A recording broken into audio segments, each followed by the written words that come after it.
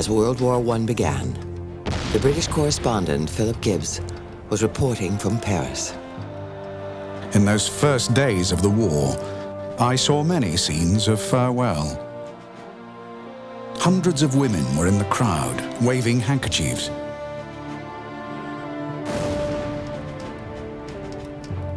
The sting of parting was forgotten in the enthusiasm and pride which rose up to those who were on their way to fight for France and to uphold their old traditions.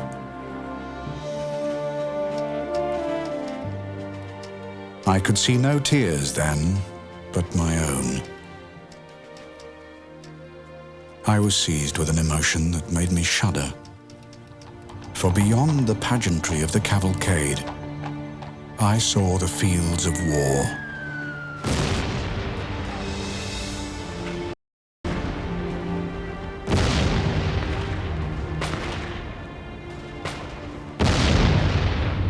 I smelt the stench of blood, for I had been in the muck and misery of war before, and had seen the convoys of wounded crawling down the rutty roads, with men who had been strong and fine, now shattered, twisted, and made hideous by pain.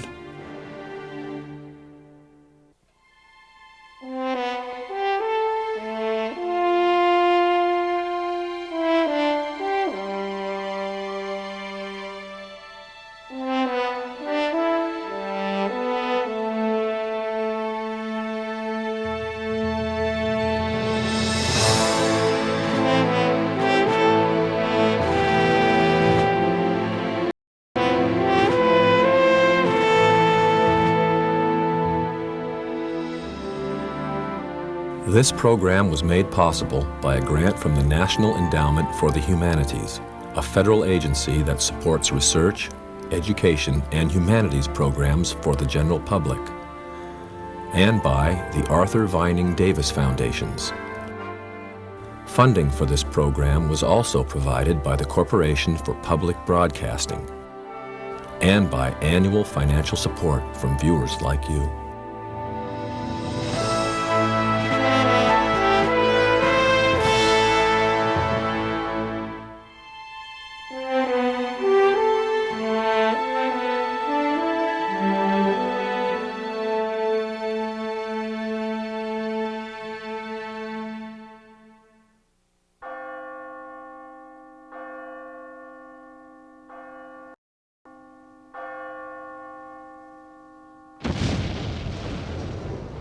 When the call to arms was read in Germany, a young student named Walter Limmer was eager to serve his country. August 3rd, 1914. At last I have got my orders. Dear Mother, please try to keep constantly before your mind what I have realized. If at this time we think of ourselves and those who belong to us, we shall be petty and weak. We must have a broad outlook and think of our nation, our fatherland, of God.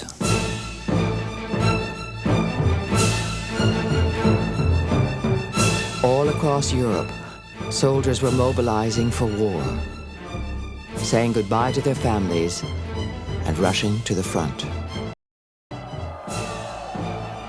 Our march to the station was a gripping and uplifting experience. It seemed as if one lived through as much in that hour as ordinarily in months and years. This hour is one such as seldom strikes in the life of a nation. Not everyone was as excited as Walter Limmer. Some were terrified. But the German army had never lost a war. The strategy, called the Schlieffen Plan, was daring and required precision timing. In the east, the Russian army would be held at bay. In the west, the German army would avoid France's line of forts by sweeping west through neutral Belgium and then turning in a huge arc south into France. The French army would be destroyed in Paris. the war on the Western Front would be over by Christmas. Then the German army would turn to Russia. The German Kaiser Wilhelm II summed up the plan in a phrase: Paris for lunch, dinner in St. Petersburg.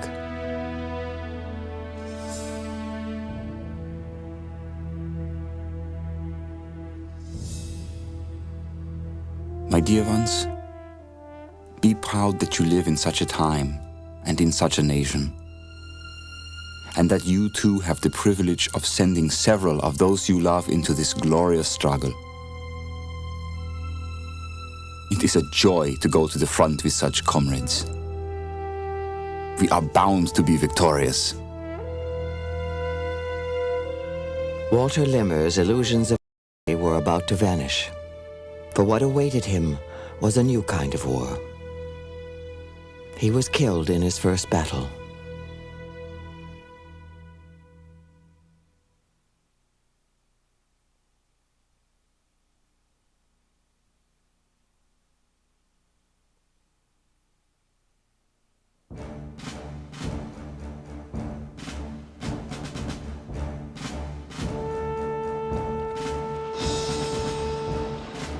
On the morning of August 4th, 1914, the German cavalry crossed the border into Belgium. Facing them was an army of the last century.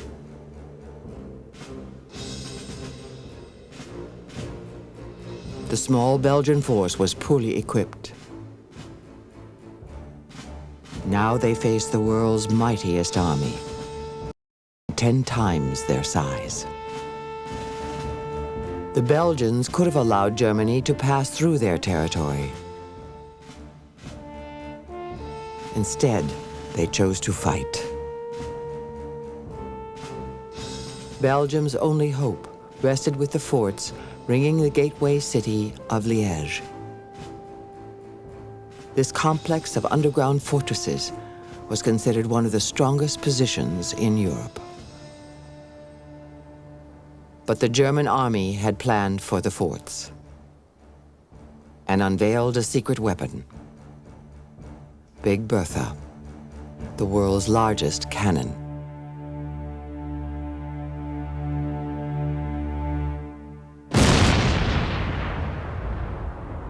Concrete forts, once thought impregnable, collapsed from Big Bertha's one-ton shells. Some Belgian soldiers went mad in anticipation of the next explosion. Others swore they would fight to the last man.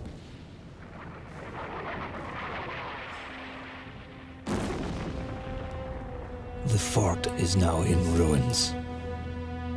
We are in complete darkness and scarcely able to breathe on account of the poisonous and noxious gases.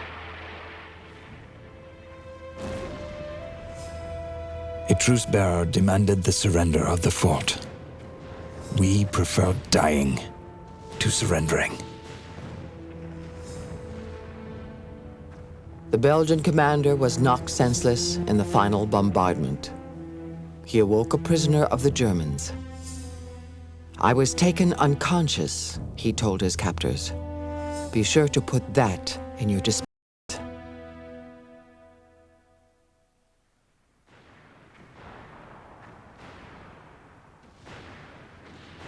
The German army began flooding across the Belgian plains. They expected no further resistance. But to their surprise, Belgian snipers, known as francs-tireurs, started shooting. Warfare in Belgium soon became a hideous experience because the population took part in the fight.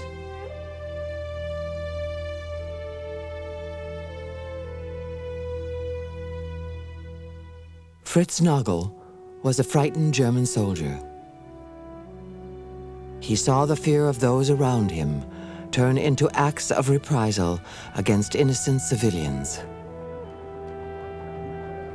Unless they shot first, Nobody knew where the enemy was. Whenever they had the chance, they shot down German soldiers.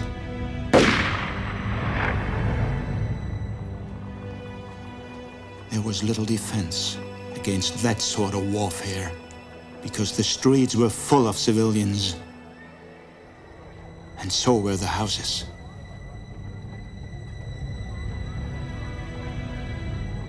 It was nerve-wracking in the extreme, and resulted in savage and merciless slaughter at the slightest provocation. As we marched towards Louvain, frightened civilians lined the streets, hands held high as a sign of surrender.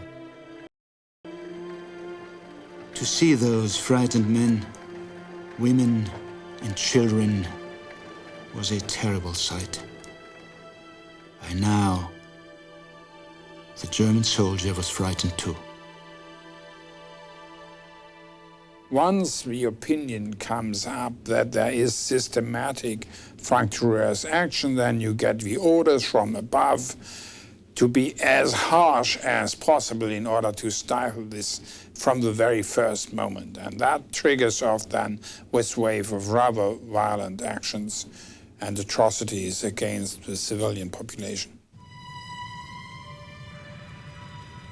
10 civilians, the Belgians were threatened, would die for every German killed. The Germans made good on their word. Hundreds of men, women, and children lined up and shot.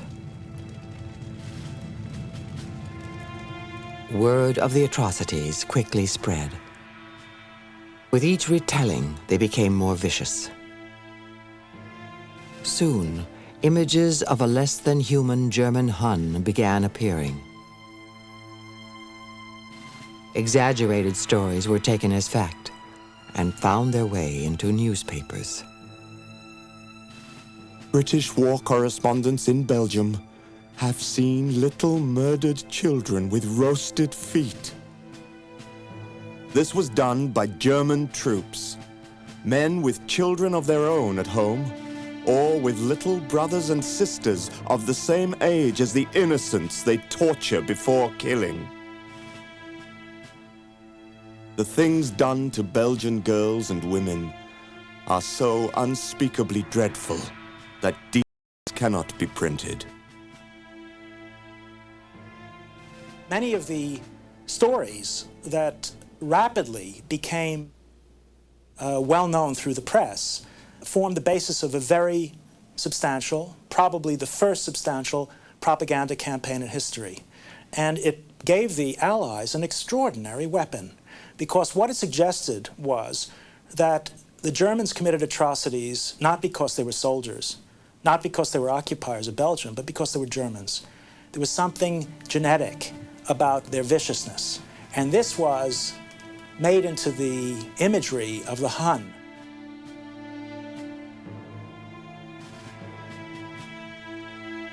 The Belgians had held up the German army only a few days.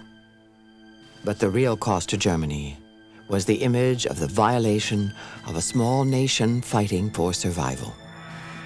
The symbol of poor little Belgium would haunt the Germans for years to come.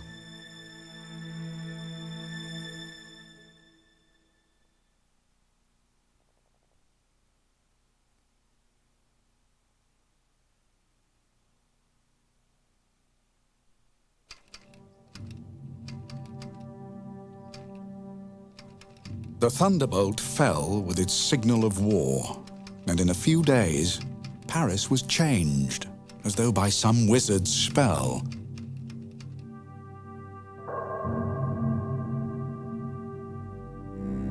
A hush fell upon Montmartre, and the musicians in its orchestras packed up their instruments and scurried with scared faces to Berlin, Vienna, and Budapest. The Seine was very quiet beneath its bridges.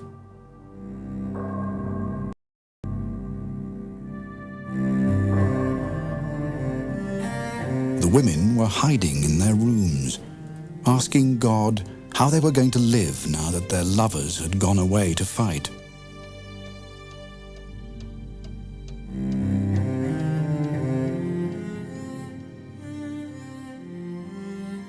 Journalist Philip Gibbs was in France at the outbreak of war. Forbidden to travel with the army, he reported from Paris, a city he found in shock. There was no wild outbreak of jingo fever. No demonstrations of bloodlust against Germany, in Paris or any town of France. The call to arms came without any loud clamor of bugles or orations. The quietness of Paris was astounding.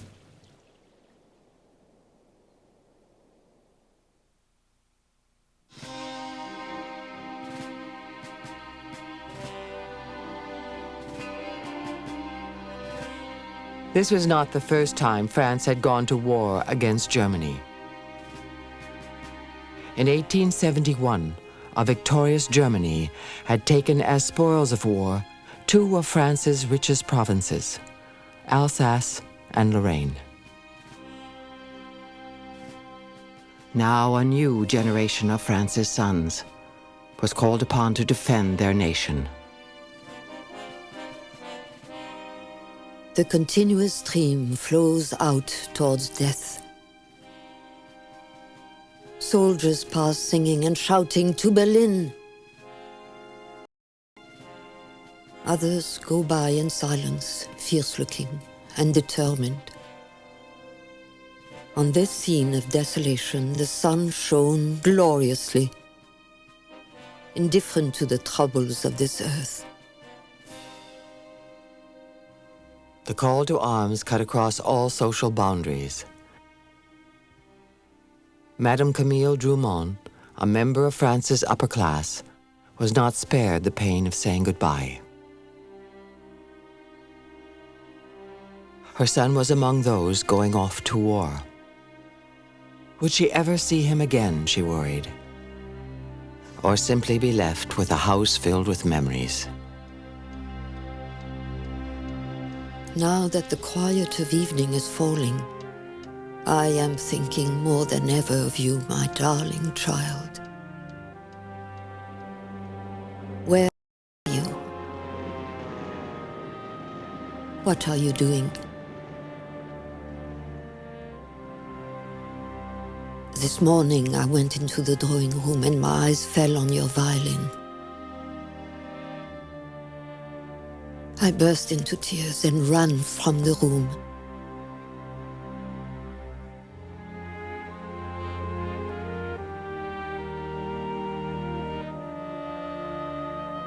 Like most in Paris, Madame Drumont was not ready for another war.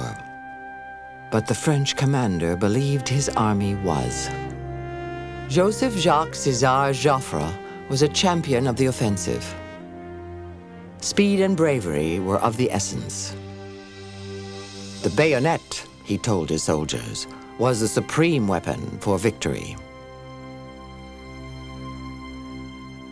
The infantry bear bayonets, their rifles with bayonets, are really intended to terrify the enemy by the sight of cold steel. It is believed that an attacking force will look so ferocious and will behave so ferociously that an enemy will quail before the sheer valor and the bravery of this oncoming force. In the dawn and pallid sunlight of the morning, they came across the bridges with glinting rifles, and the blue coats and red trousers of the infantry made them look in the distance like tin soldiers from a children's playbox. I closed my eyes to shut out the glare and glitter of this kaleidoscope. What does it all mean? This surging tide of armed men. What would it mean in a day or two, when another tide of men had swept up against it? Joffre was determined to strike out against Germany and win back France's lost provinces. Mistakenly believing that the Belgian thrust was a diversionary attack, most of the French army moved northeast toward Alsace and Lorraine.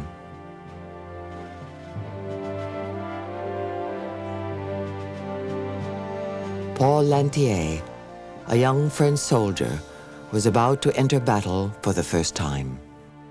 He was ready, he wrote in his diary, to sacrifice his life to retake the soil of France.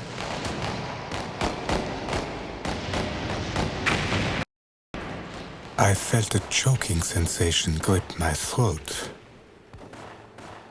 The hour had come for me to sacrifice my life. My bleeding body would lie stretched out on the field. I seemed to see it. It was the end.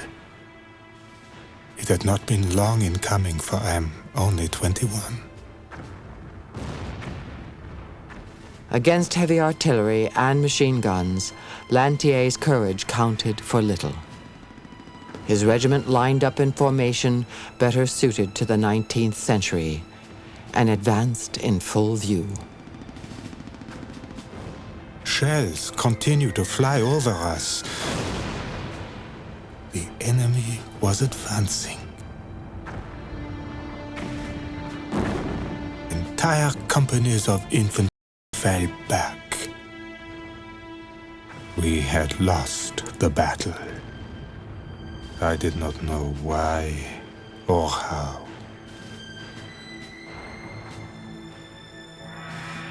They were devastated. The French were slaughtered. Many of them were still wearing the brightly coloured uniforms that armies used to wear in the past. Now, in the past, armies wore brightly coloured uniform because there was so much smoke on the battlefield that if you didn't have bright uniforms, you couldn't see who were your friends and who were your foes. With the invention of long-range rifles and machine guns, with the invention of smokeless powder, this was not a problem. The problem was if you wore a bright uniform, you were a very conspicuous target. In 4 days, over 40,000 French soldiers were killed. 27,000 alone on August 22nd, 1914. The biggest day in French military history. Soon the French army was in retreat. A deep sense of shame oppressed us as we filed through these villages, which we were powerless to protect, which we were abandoning to the fury of the enemy. As the French army fell back, Joffre notified his government. In 12 days, the Germans would be at the walls of Paris. Would the city be ready, he asked, to withstand a siege? Everyone who could fled from the advancing Germans. Rails and roads were flooded with refugees. Madame Drummond watched them stream past her window. One can imagine nothing more dismal than the stream of fugitives along the roads of France.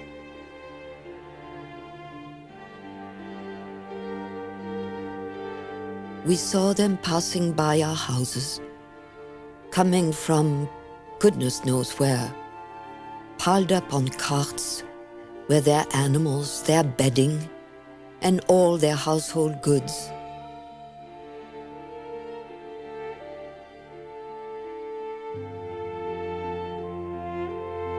They had come through Paris, their horses almost dropping with fatigue, to seek a refuge in some friendly district. But where that would be, they knew not.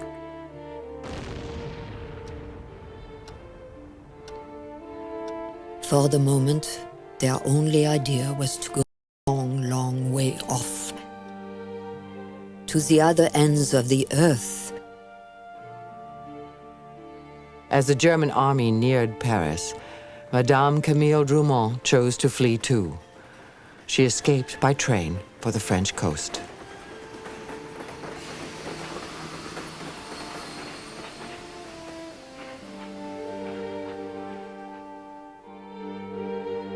Trains full of soldiers and even of wounded were hung up like us on parallel lines. All this confusion brought home to one the panic, the terror of the herd of human beings who, in order to escape from the enemy, were rushing headlong into inconceivable troubles.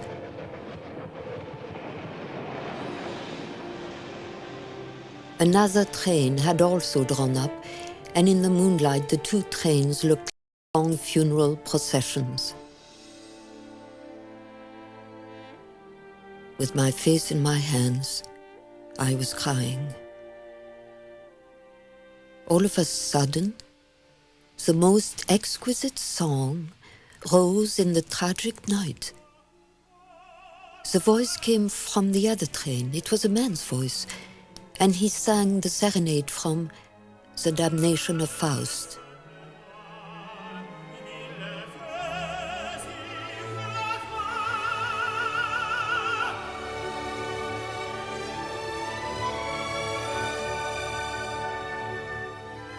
This song lifted my spirits from gloom and my soul from despair. In the moonlight, in the midst of all this human misery and distress, it was sublime.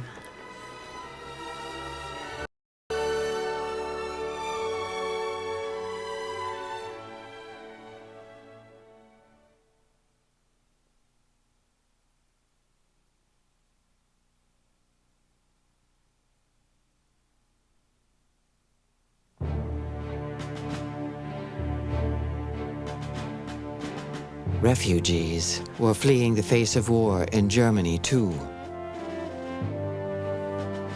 They were escaping from two Russian armies who were invading Germany in support of their French allies. The Kaiser was urged by his commanders to pull his forces back, but he would hear nothing of it. He appointed two new commanders, Paul von Hindenburg and Erich Ludendorff, to stop the Russian advance. The Russian army was an enormous, outnumbering the Germans 4-1, but they were poorly trained and incompetently led. The General Staff headquarters resembled more a gentleman's club than it did a military headquarters. After dinner, they'd have plenty of time for cigars. Most of the generals had plenty of time to write voluminous memoirs. And they had a really rather outdated notion of military strategy. They believed that the bravery of the Russian soldier would be enough to see Russia through. Bravery was no substitute for modern weapons. Even in the first days, artillery shells had to be rationed. Some soldiers went into battle without a rifle. The Russian commanders, Pavel Rennenkampf and Alexander Samsonov, were not even on speaking terms. To bypass a 50-mile chain of lakes, the Russian generals split their armies in two. The Germans pounced on the opportunity. They moved their forces south, where they outnumbered and surrounded Samsonov's army at the Battle of Tannenberg.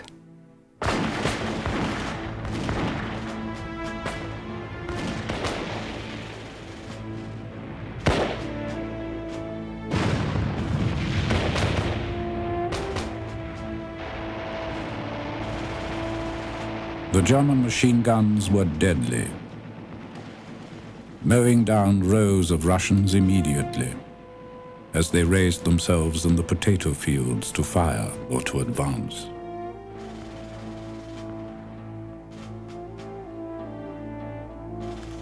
Alfred Knox was a British military officer assigned to observe the Russian advance. Instead, he witnessed the annihilation of Samsonov's army.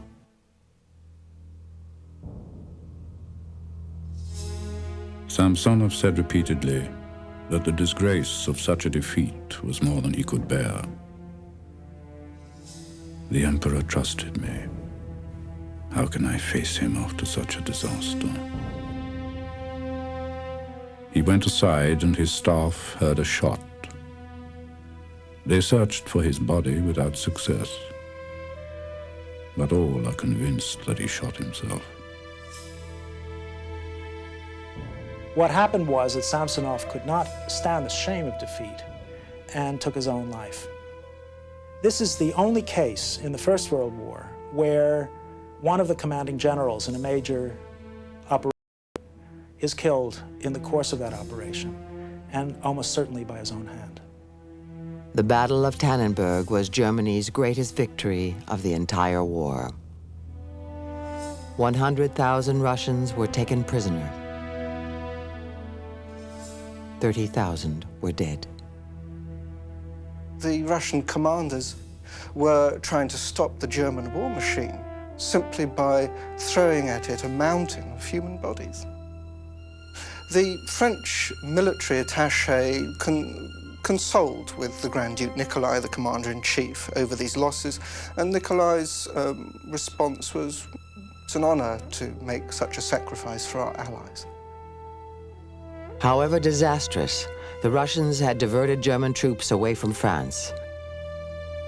Blood would continue to be shed in the east, but the decisive battles would now take place on the Western Front.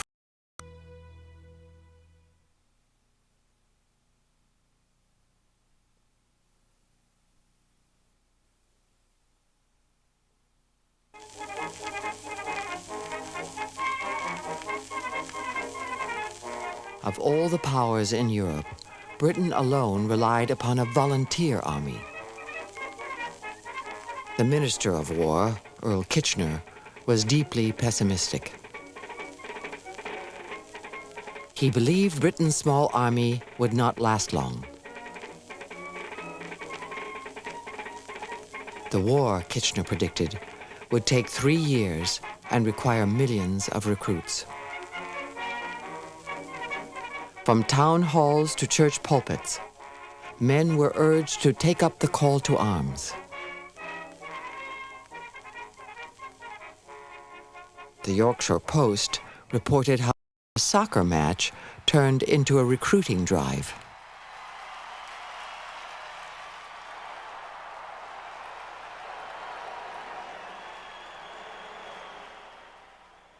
Stirring scenes were witnessed on the Leeds City Football Club's ground last evening at the end of the match.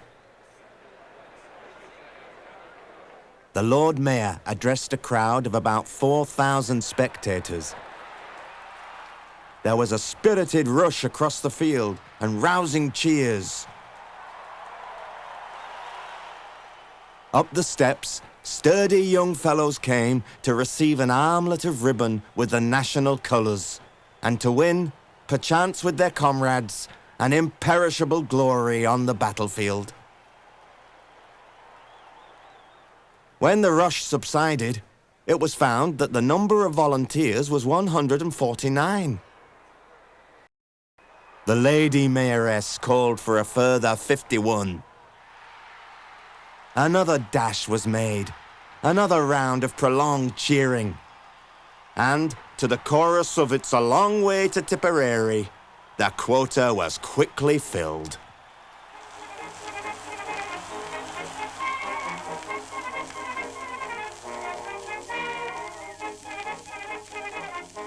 From the football field, the recruits marched to the town hall to enlist. They found volunteering was not the same as being accepted. There were height and chest requirements.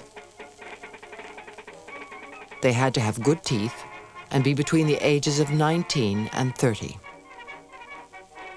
Everyone was encouraged to enlist with his friends. "Join up with your pals" soon became the recruiting slogan.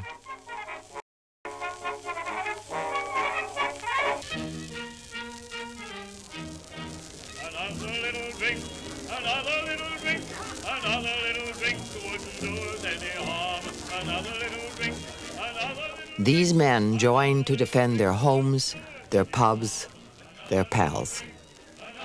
Well, I said, I've joined now, I can't do any more. Well, she said, you can either have me or the pals. I said, well, it's got to be the pals.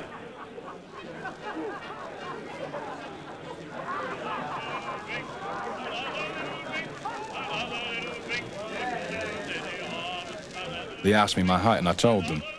They hummed and hawed about it. I'm 5'6" and worried stiff, so I filled my shoes with papers. Anyway, I says, well, there's my pals joining, 6 of us all join and all footballers. So they says, oh, go on, let 'em go in. So I was one of the midgets.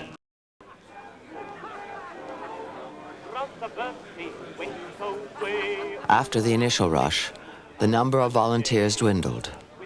But it would rise again following news of the British Army's huge losses in Belgium and France. As the train moved out, he sang, remember me to all the birds.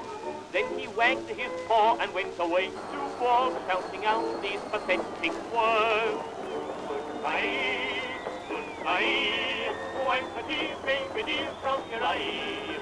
Don't pass too fast, I know, I'll be bigger than ever.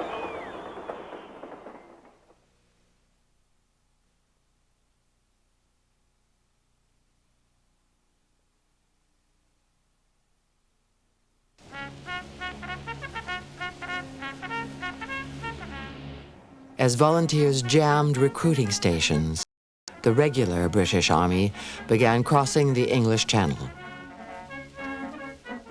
Among them was a 20-year-old Irishman, John Lucy. Long before the war, he and his brother had joined the army to escape the boredom of life on an Irish farm.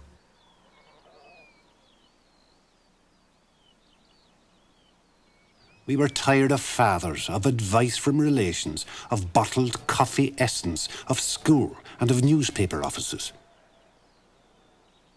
The cattle, fowl, eggs, butter, bacon and the talk of politics filled us with loathing. Blow the lot.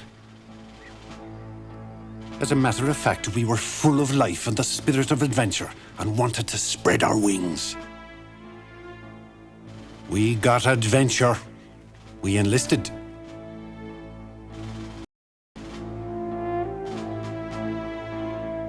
At first, we could not follow the trend of events on the continent.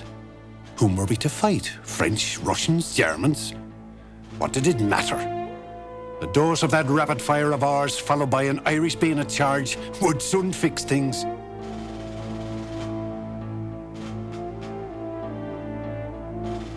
On August 23rd, John Lucy's unit reached the Belgian town of Mons. The next day, they faced a German force outnumbering them nearly 3-1. The Germans attacked in waves, advancing shoulder to shoulder over open fields.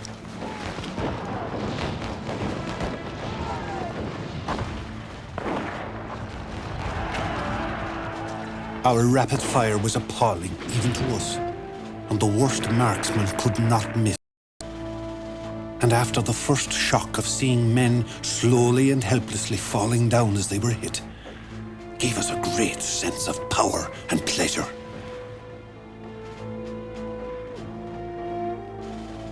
It was all so easy.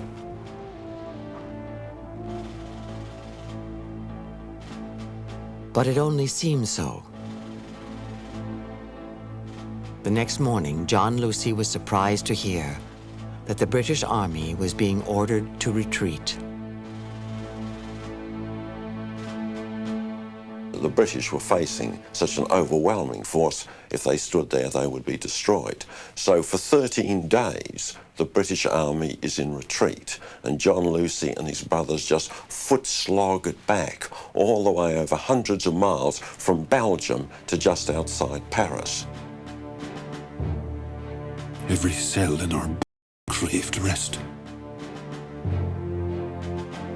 Men slept while they marched, and they dreamed as they walked. They talked of their homes, of their wives and mothers, of their simple ambitions, of beer and cosy pubs, and they talked of fantasies. The brains of soldiers became clouded while their feet moved automatically. Like the British and French, the German army was also exhausted. As the German right flank drove deeper, it separated from the rest of the invading force. Recognizing their vulnerability, the Germans pulled up 25 miles short of Paris. Now it was France's chance to attack. But to fail this time would be to lose Paris and the entire war. Every available French soldier was rushed to the front. Paul Lantier was surprised to see even taxicabs headed for battle. Inside the cabs, I caught a glimpse of soldiers sleeping. "Wounded?" asked somebody. "No," came the answer from a passing car. "It's the 7th Division from Paris. They're off to the front." What followed was the Battle of the Marne. It lasted 6 days and involved 2 million men. When the battle ended, the German advance had been stopped. Paris was saved. The Schlieffen Plan was in ruins. But stopping the Germans was not the same as stopping fighting. To survive against the modern weapons of war, soldiers abandoned their 19th century tactics of open warfare and began digging into the earth. Trenches spread mile after mile. Stalemate was born. And this is the first time that the British are up against the realities of trench warfare. And they're absolutely baffled as to why they have not been able to drive the Germans back, have not been able to break through. This is for them a whole new phenomenon. Reaching stalemate was the bloodiest period of the entire war. In 5 months, 400,000 French soldiers were killed. German casualties were just as staggering. The small British force had been almost wiped out. John Lucy had survived, but not his brother. I dreamed of him at night. And once he appeared to visit me, laying a hand on each of my shoulders, telling me he was all right. I felt relieved after this curious dream.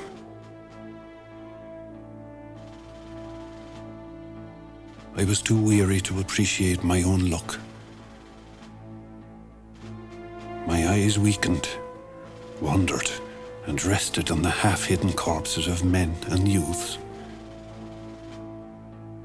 Proudly and sorrowfully, I looked at them.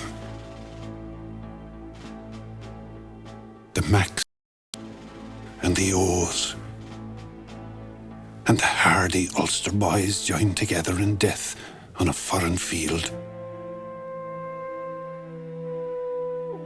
My dead chums.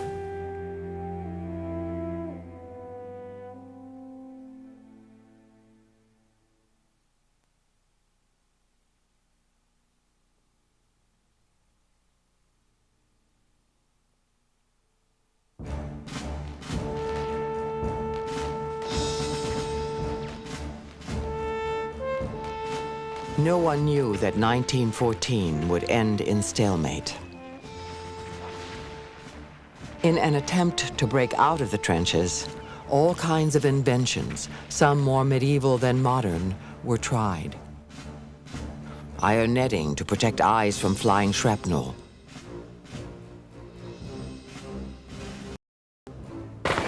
Bullet-stopping body armor.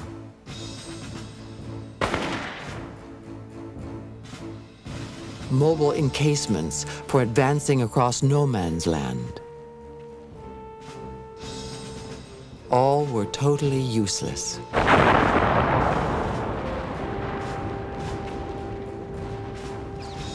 The best they could do was to continue digging into the earth.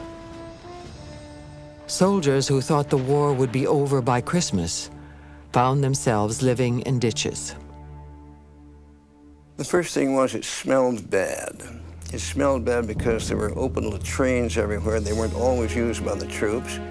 There were bodies rotting everywhere. Both the Germans and the British were troubled with rats. The rats ate corpses, then they came in and snuggled next to you while you were sleeping. Case study becomes one of your few amusements. You never see your enemy. The only thing you can see is the sky up above, actually.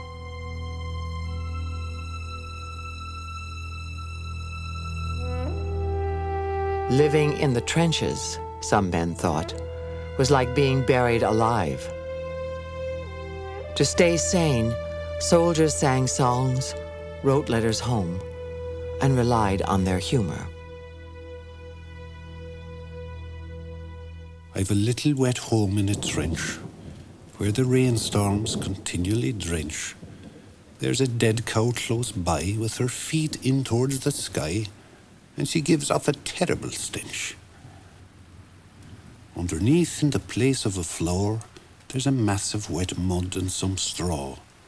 But with shells dropping there, there's no place to compare with my little wet home in the trench.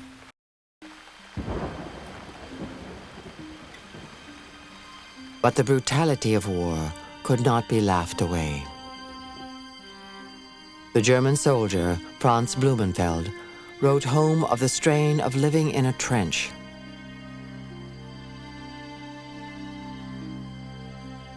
Dear Mother, your wishing you could provide me with a bulletproof vest is very sweet of you.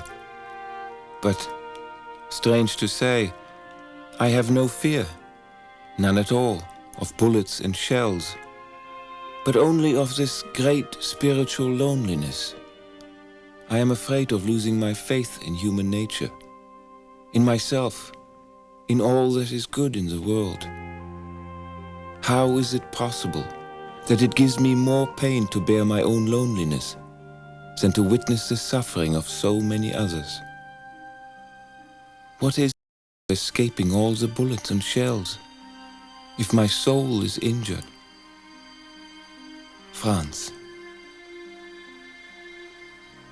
A few yards away, the British and French were enduring the same hardships. To stay alive, soldiers conspired to limit the killing. It was called Live and Let Live. Command made it clear that a certain number of shells had to go over every day in order to make life miserable for the enemy. But okay, you sent them over at that time of day when the enemy would not be having dinner. You wouldn't fire it at a position where you were likely to hurt many of the enemy. You actually hadn't done the enemy a lot of damage, but then he hadn't done you a lot of damage, and therefore you would live to fight another day.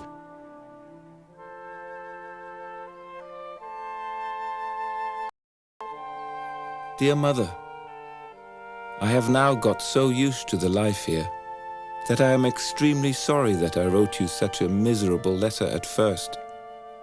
We neither shoot nor are shot at much. Our occupations consist chiefly in sleeping, eating, playing chess, writing letters, and reading the paper. When someone makes music on a harmonica, and the others softly or loudly hum the same tune, really, it can be astonishingly snug. You see, it is quite a pleasant life. Franz.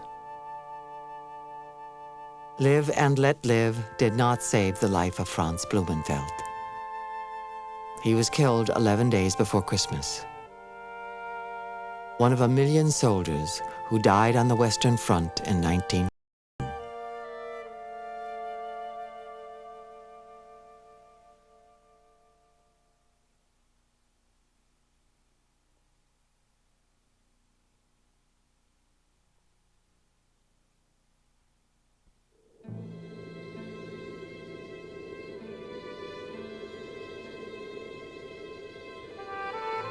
On Christmas Eve, 1914, temperatures dropped below freezing on the Western Front. In some places, it began snowing, obscuring the moon. Then all across the German lines, lights began to appear. At first, the British thought the Germans were preparing to attack. But instead of rifle fire, sounds of singing drifted across man's land.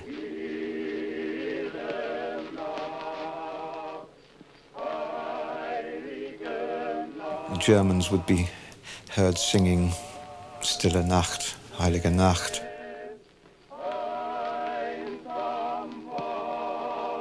The British would respond with a British Christmas carol. In some places, food was lobbed over into the opposing trenches. In one or two instances, the Germans erected Christmas trees. And there was a kind of mutual curiosity, certainly instances of soldiers applauding each other's singing. The curiosity led to something never again repeated on the battlefield. In one or two places on Christmas Day itself, the first curious, slightly headstrong people, perhaps from sides, poked their head above the trenches and being made aware that somebody over the other side wasn't going to shoot it off, then clambered cautiously out. One of the first to take part was Captain Charles Stockwell. I ran out into the trench and found that the Saxons were shouting, "Don't shoot! We don't want to fight today. We will send you some beer." A German officer appeared and walked out into the middle of no man's land. So I moved out to meet him amidst the cheers of both sides. We met and formally saluted. He introduced himself as Count something or other and seemed a very decent fellow. By now, these soldiers knew that the war was going to last a long time, and that many of them would not survive.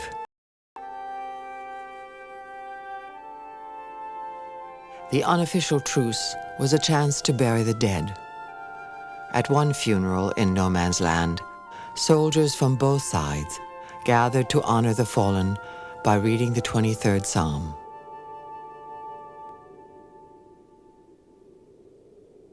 The Lord is my shepherd, I shall not want.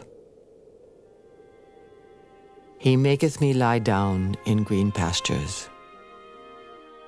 He leadeth me beside the still waters. He restoreth my soul. He leadeth me in the path of righteousness for his name's sake. Yea, though I walk through the valley of the shadow of death, I will fear no evil.